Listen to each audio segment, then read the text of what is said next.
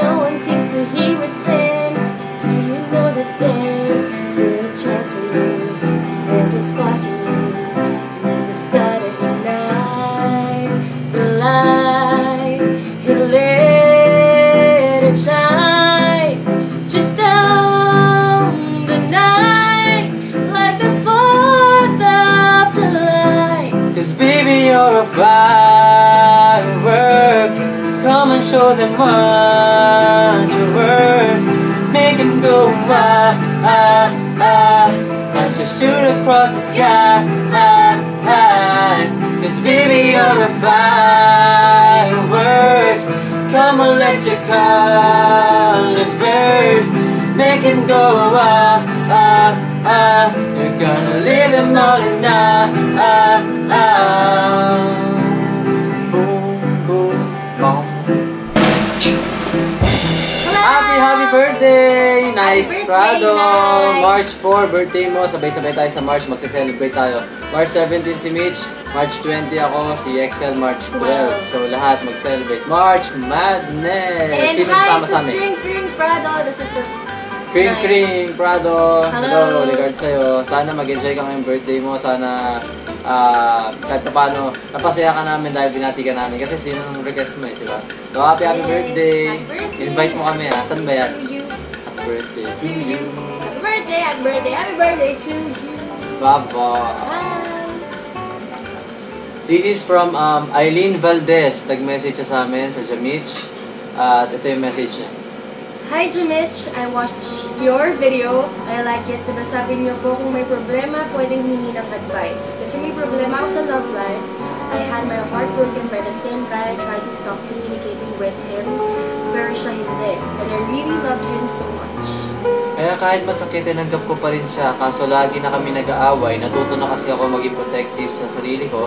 Kaya masyado akong naging bitter sa kanya. At ngayon parang nililet go na ako. Ano po bang gagawin ko? Yan, from Eileen Valdez. Mitch. So Eileen, you said that you were 17. You're 17 lang. And yung guy is 19. So pareho kayong bata. Kahit ako, bata pa naman ako eh. Pero ito, advice lang. Kasi syempre parang magkaka-age din tayo. Feeling ko, dapat mag-focus ka muna sa sarili mo, sa studies mo, sa family mo. Learn to love yourself. Mag-explore ka muna sa buhay kasi hindi, ang bata pa natin eh. Madami pa tayong magdadaanan. Kahit pa lalaki. May college pa, may work pa. Tapos basta, mahaba pa yung buhay. Yun. Kumbaga, yung pinagdadaanan mo ngayon, yung lalaki sa buhay mo, isa lang yan sa mga maraming lalaking dadaan sa buhay mo. Pwedeng oo, pwedeng hindi. Pero kung, paano kung mga niya talaga? Hindi, oo nga. Kaya nga, better mag-usap muna kayo, i-clear nyo lahat ng bagay muna para walang misunderstanding. Pero kung hindi nyo pa-feel, wag muna. Bigyan mo muna ng time sa sarili nyo. I-clear mo muna yung mga naiisip mo. Tapos siya din, sana ganun din gawin niya. Tapos saka kayo mag-usap together kung kailan okay na kayo pareho. Saka siguro mahalaga yung i-divert mo yung attention sa iba. Marami naman siguro may mga activities naman sa school, may mga friends ka, yan. Masarap kasama mo, wala yun. Basta ano lang, good vibes lang, walang bad influence, ganyan. Parents mo, yan, kung may kapatid ka, yan, i-appreciate mo sila lahat ng bagay. And syempre, ask for his guidance. Yes, Pray lagi ka. ka mag-pray. Seryoso. Pag may problema ka, kami may mga napagdadaanan kami, pero may mga signs na ibibigay pa sa amin na kailangan pa namin mag-hold on together. Hold on. So, sana nakatulong kami sa'yo, Eileen Valdez.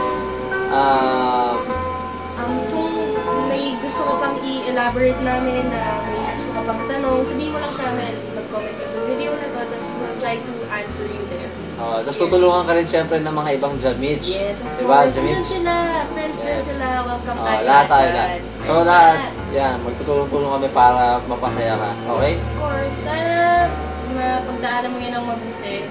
Maayos lahat. It's very, very sweet. And stay happy, of course. Positive. Eh, masakit nga din pag, syempre, bata ka, tapos may in love ka, ganyan, di ba? Mas masakit yun kasi, so siguro kailangan mo, lahat naman ng bagay, move on lang, move on. Diba? Kung hindi na kayang ayusin, kung may iba na siyang babae, joke lang. Move on lang.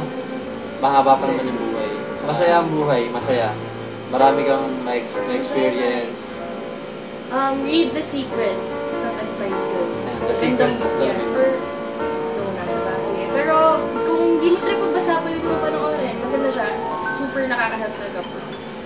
I've read it. Yes. And I'm reading it again. One of the best. The Secret. Panoodin. Be positive. Sige na, bye-bye. Maraming salamat sa panood nyo ng video. Like, subscribe, comment. Add, share. Bye-bye. Yeah, take care and God bless. Firework!